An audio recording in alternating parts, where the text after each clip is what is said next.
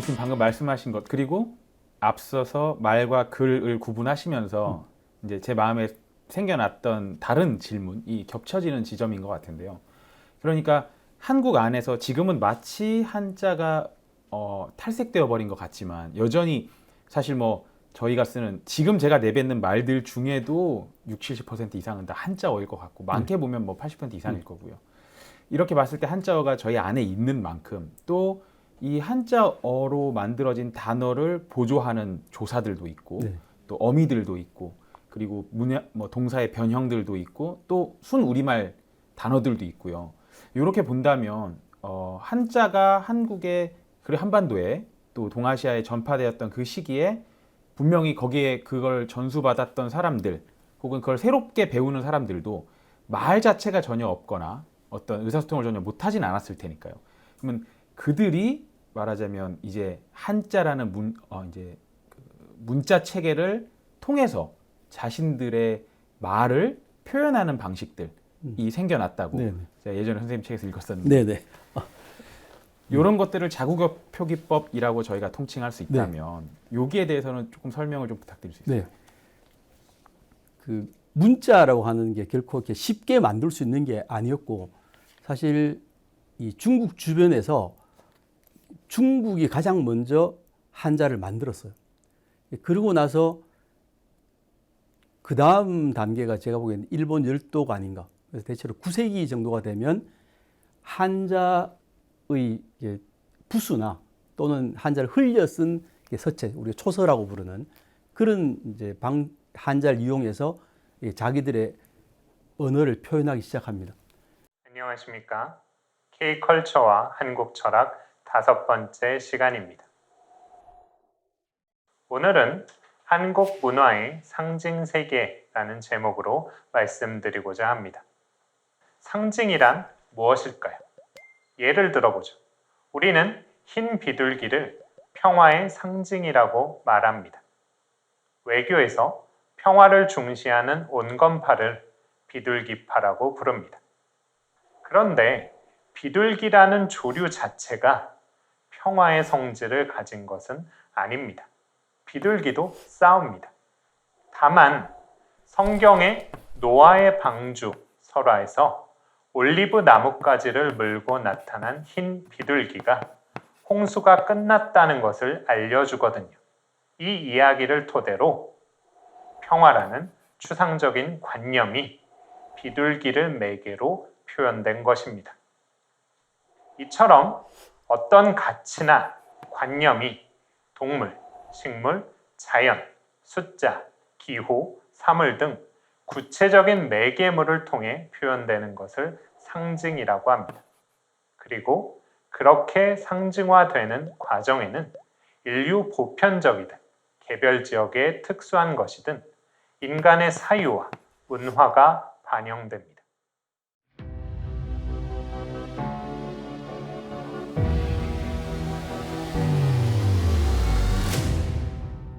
네, 지금까지 저는 실학의 고전적인 용례와 실학이란 말과는 상관없지만 훗날의 실학과 연결하는 그러한 말들에 대해서 소개를 해드렸습니다. 지금부터는 한국으로 초점을 맞추겠습니다. 한국에서 실학이란 말이 언제 처음 나오고 조선시대에 어떻게 변화하며 쓰이게 되었는지 보도록 하겠습니다. 현존하는 문헌에서 한국에서 실학은 1314년 고려시대입니다. 고려시대에 고려의 유학자 이재연의 언급에서 처음 나타납니다. 한번 읽어보겠습니다. 전하께서 진실로 상서와 학교를 넓혀 근엄하게 하고 유계와 오교를 높여 밝힘으로써 선왕의 도를 천명하신다면 어찌 진유를 배반하고 불교를 추종할 리가 있겠으며 실학을 버리고 장구를 익힐 자가 있겠습니까? 이재연의 이 말은 고려의 충선왕이 상왕으로 물러나서 원나라 북경에서 왕건당을 지었을 때 충선왕에게 올린 이야기입니다. 당시 춘선왕은 이재현에게 왜 고려의 학자들이 불교를 추종하고 글귀만을 익히는 풍조에 빠지게 되었는지를 물었죠. 이에 대해 이재현은 학교를 짓고 유교의 교육인 유계를 장려하고 유교의 덕목인 오륜을 진흥하자고 말합니다.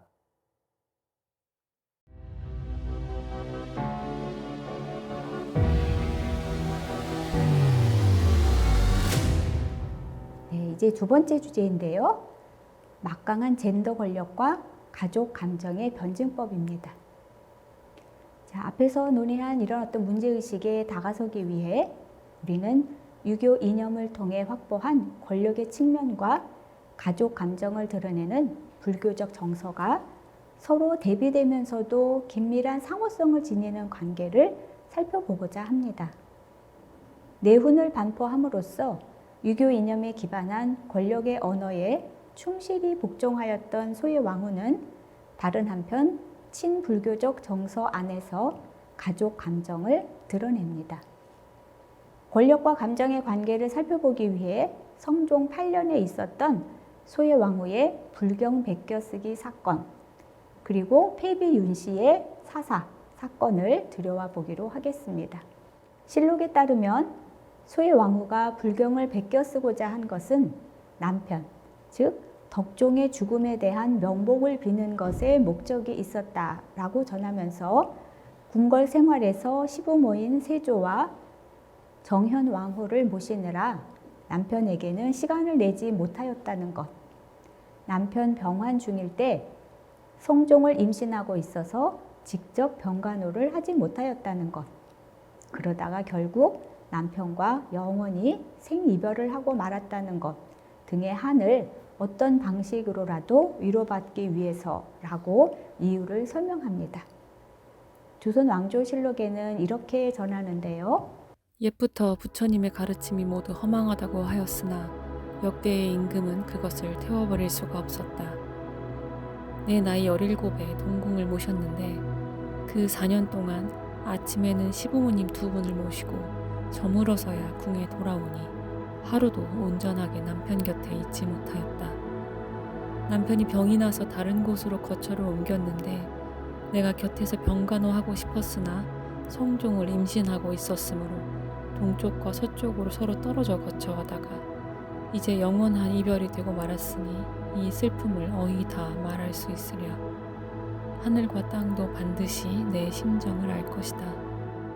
명복을 구하는 것은 나만이 하는 것이 아니라 옛부터 있었다.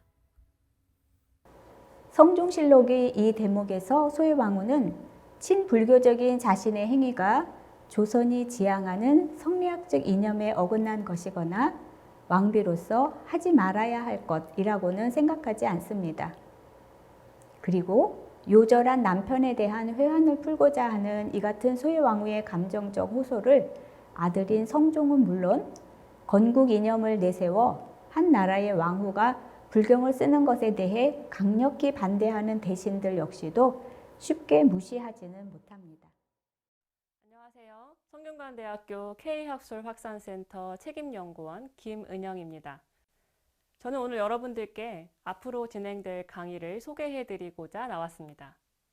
한국 철학의 확장성이라는 큰 주제 아래 올해는 근대 여명기의 한국 철학이라는 제목으로 총 9분의 강의자 선생님과 함께 합니다.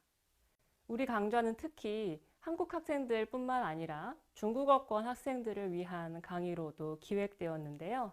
그래서 강의 영상마다 중국어와 영어 자막을 제공해드리고 일부 강의는 중국어로 진행되는 강의도 있습니다. 중국어 강의에는 한국어와 영어 자막을 제공하고 있으니 중국어 강의에도 많은 관심을 부탁드립니다. 그럼 각 주차별 강의 내용을 짧게 소개해 드릴게요. 1주차 강의는 한림대학교 한림과학원 이경구 선생님께서 실학의 개념과 역사적 변화라는 제목의 강의를 준비해 주셨습니다. 이경구 선생님께서는 실학이라고 하는 개념이 마치 불사조와 같다라고 말씀하시는데요. 그 개념이 시대에 따라 비판받기도 하고 또 사라질 것처럼 쓸모가 없어졌다가 또 다시금 살아나서 오늘날 21세기까지 여전히 영향력을 발휘하고 있기 때문입니다. 실학이라고 하는 개념은 우리 강좌의 전체를 아우르는 아주 중요한 키워드라고 할 수 있는데 1주차 강의를 들으시면 전체 강좌를 관통하는 실학에 대해 알찬 알을 얻으실 수 있을 겁니다.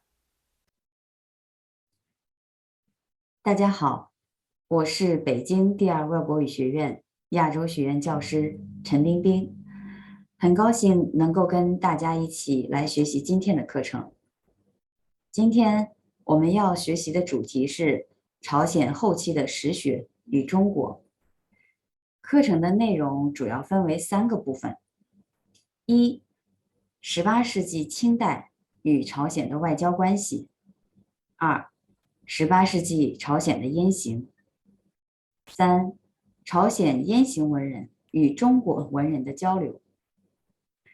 那我们首先来回顾一下上节课学习的内容。上节课我们主要学习了朝鲜后期的史学与北学。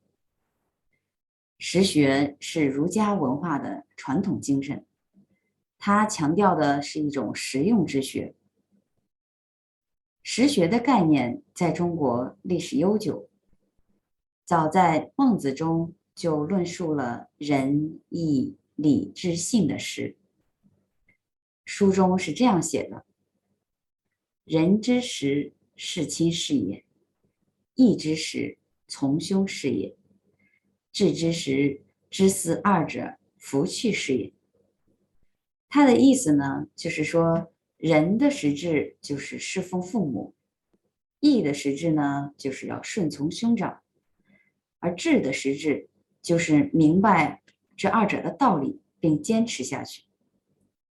这也是较早提出的实的概念。